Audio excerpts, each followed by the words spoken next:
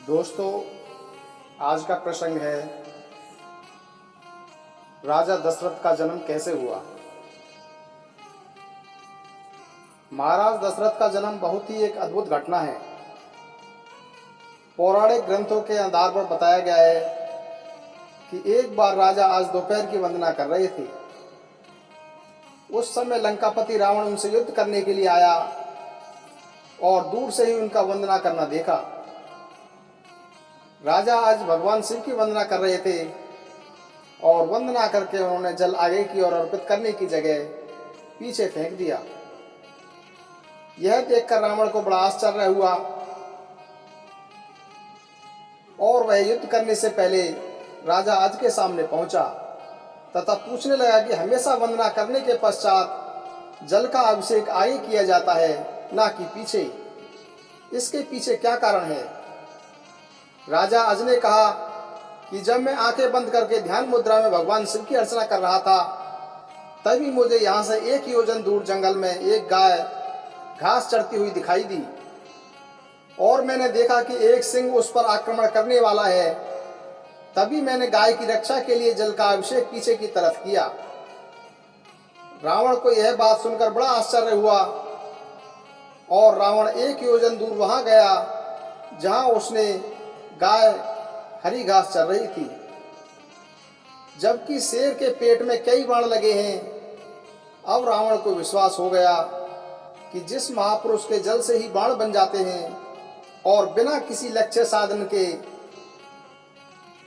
लक्ष्य भेदन हो जाता है, ऐसे वीर पुरुष को जीतना बड़ा ही असंभव है और वह उनसे बिना युद्ध किए ही लंका लौट जाता है।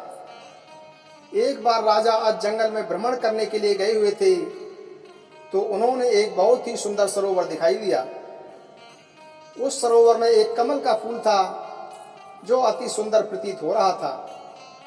उस कमल को प्राप्त करने के लिए राजा आज सरोवर में चले गए, किंतु यह क्या राजा आज कितना भी उस कमल के पास जाते थे और वह कमल उनसे उतना ही दूर चला जाता था।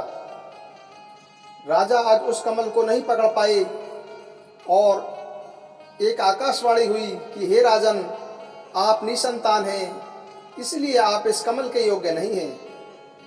इस भविष्यवाणी से राजा आज बड़े दुखी हुए और राजा आज अपने महल में लौट आए और चिंताग्रस्त रहने लगे क्योंकि उन्हें संतान नहीं थी, जबकि वह भगवान शिव के परम भक्त थे।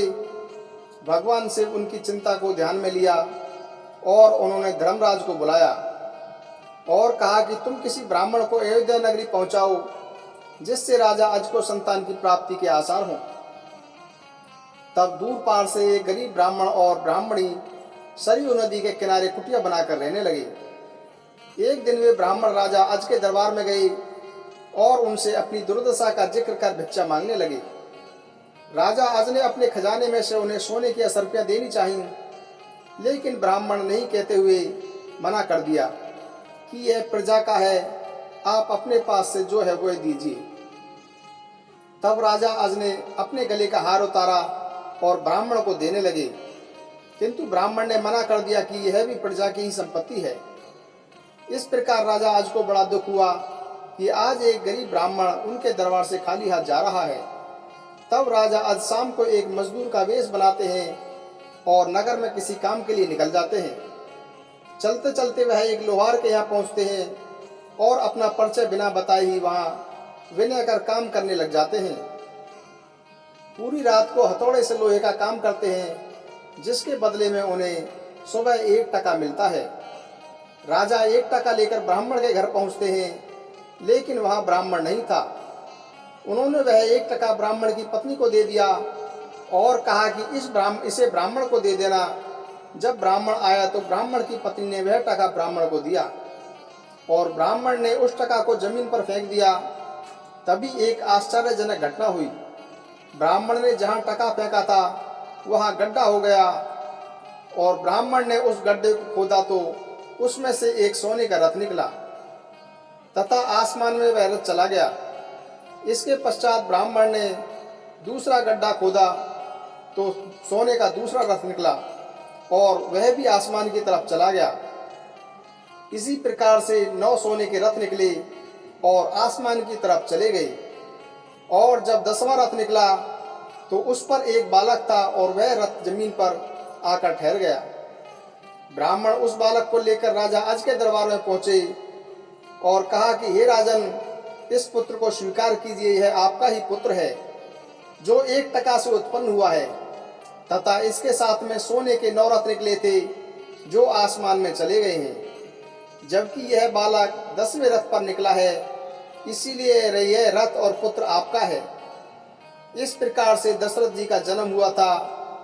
महाराज दशरथ का असली नाम मनु था। जय श्री कृष्णा, जय श्री राम।